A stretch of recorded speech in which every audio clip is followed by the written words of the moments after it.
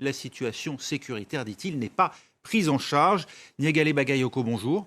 Bonjour. Vous présidez à l'African Security Sector Network. Il y a une réaction à attendre des autorités maliennes de transition à ce retrait partiel de la France. Est-ce qu'ils vont joindre les actes à la parole ?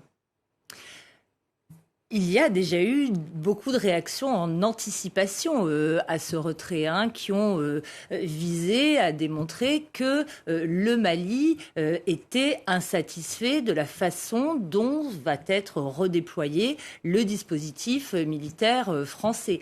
On voit que l'on s'est inscrit récemment dans une surenchère, mais je pense qu'il est très important de se rendre compte que le différend, notamment en ce qui concerne la région de Kidal, est ancien en réalité et que c'est vraiment autour de cette enclave que se sont cristallisés de nombreux désaccords et de très nombreuses méfiances réciproques entre la France et le Mali. Oui, lorsque j'évoquais la réaction possible, on pense effectivement à ce report d'élections. Ça peut être effectivement une réponse des autorités maliennes à ce retrait anticipé de la France, ou ce qui est perçu comme tel ? Moi, je ne pense pas que ce soit une réponse véritablement à cela. Je pense qu'aujourd'hui, on est face à une crise diplomatique extrêmement profonde et chaque acteur fait valoir ses cartes en bluffant dans certains cas, comme peut-être à travers l'évocation de l'arrivée potentielle de la société militaire privée Wagner, voilà, ou alors à travers cette question des élections. Mais cette question des élections, elle a été évoquée bien avant l'épisode de ce retrait aujourd'hui. Oui. Et elle est imputable sans doute à d'autres éléments. Et c'est un engagement qui n'est pas pris seulement envers la France, il a été pris envers les partenaires de la CEDEAO. Absolument, c'est un engagement qui a été pris devant donc la communauté économique des États de l'Afrique de l'Ouest et qui a permis à celle-ci de réaffirmer son autorité, puisque si à l'occasion du premier coup d'État d'août 2020, elle était apparue assez ferme en adoptant des sanctions extrêmement strictes contre le pays, sa réaction avait paru beaucoup plus mesurée après le deuxième coup d'État de mai dernier. Donc là, le respect auprès des partenaires ouest-africains est particulièrement important parce que c'est aussi la crédibilité de l'organisation sous-régionale qui se joue. Les autorités maliennes, c'est un peu d'ailleurs ce qu'elles disent aujourd'hui en filigrane, et est-ce qu'elles sont en capacité d'organiser un scrutin fiable et fidèle sous 4 mois ? Alors, la difficulté est de savoir dans quelle portion du territoire il est possible d'organiser ce scrutin, et c'est l'argument qui est d'ailleurs mis en avant par le ministre des Affaires étrangères en évoquant le fait que la situation sécuritaire ne permettra peut-être pas de respecter les dates prévues donc de février 2022. Et c'est là qu'en effet le lien et la surenchère avec la France sont mis en avant, puisqu'il est expliqué que le retrait des contingents français du nord du pays va rendre plus fragile cette situation sécuritaire. Barkhane redéployée, la MINUSMA et la Task Force européenne Takuba seront-elles en mesure d'assurer la stabilité du pays et plus généralement de la région ? On pense évidemment à cette fameuse zone des 3 frontières. Alors, il faut bien différencier le mandat des différentes forces.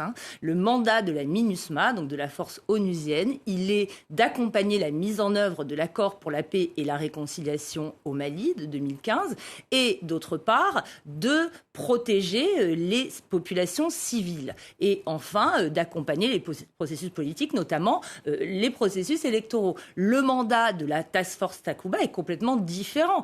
Il s'agit d'une force antiterroriste composée de contingents européens qui sont amenés à accompagner au combat les forces armées maliennes et également à les instruire et enfin à mener elles-mêmes des opérations.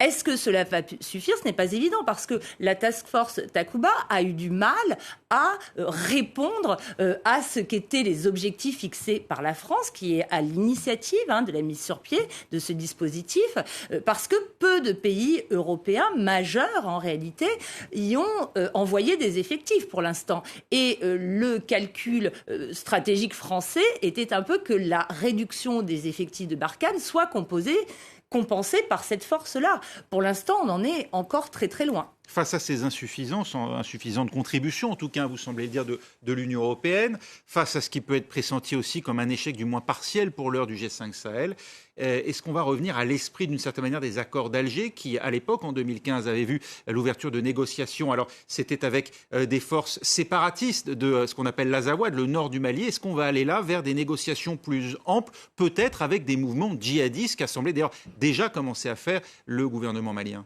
Alors, si je puis me permettre de préciser quelque chose, la Task Force Takuba n'est pas une force de l'Union européenne et c'est toute la difficulté.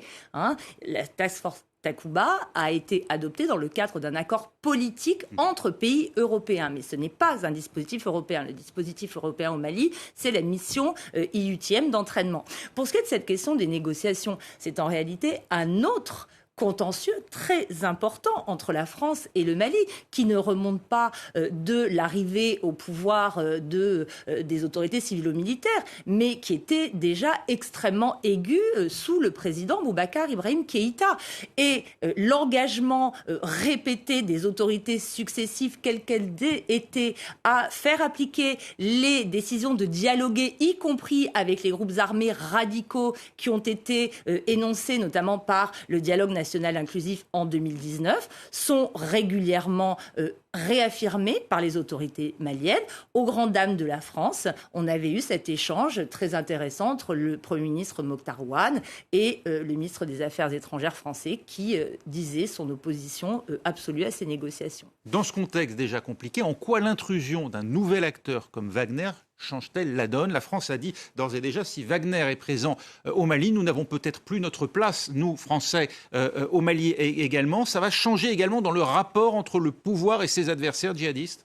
Alors, les autorités françaises ont été beaucoup plus fermes. Elles ont pas dit nous n'avons peut-être plus notre place. Elles ont dit il s'agit d'une ligne rouge à ne pas franchir. Et si la société Wagner venait au Mali, nous retirerions immédiatement.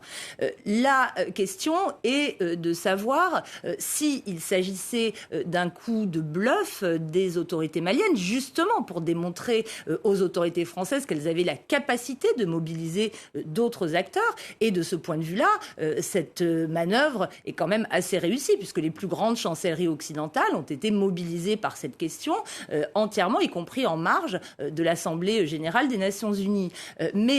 Sur le fond, ça change la réponse ? Mais ce qui est important, à mon avis, c'est de distinguer cette société militaire privée Wagner, qui n'a pas vraiment d'existence légale, et qui est accusée de mener des activités mercenaires et de se livrer... En Libye notamment, oui. En Libye, en République centrafricaine notamment, où vraiment il y a des faits avérés de violation et d'abus très graves des droits de l'homme.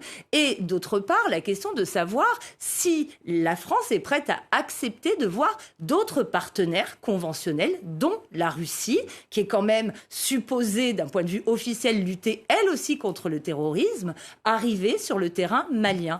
Et c'est à cette question qu'il est très très difficile de répondre aujourd'hui. Et l'autre question, est-ce que ça changera la manière de lutter contre ces groupes? Là aussi, c'est un point d'interrogation. Alors moi, je ne pense absolument pas que des acteurs comme la société militaire privée Wagner aient la capacité d'inverser la situation stratégique sur le terrain au Mali. On a vu qu'en Libye, au Mozambique, même en République centrafricaine, au Moyen-Orient, où ils ont été aussi déployés, ils n'ont pas eu de succès particulier. Et à mon avis, les troupes russes, quelles qu'elles soient, ne maîtrisent pas suffisamment bien le terrain africain pour pouvoir changer la donne stratégique actuelle. Merci Niagalé Bagayoko, président de la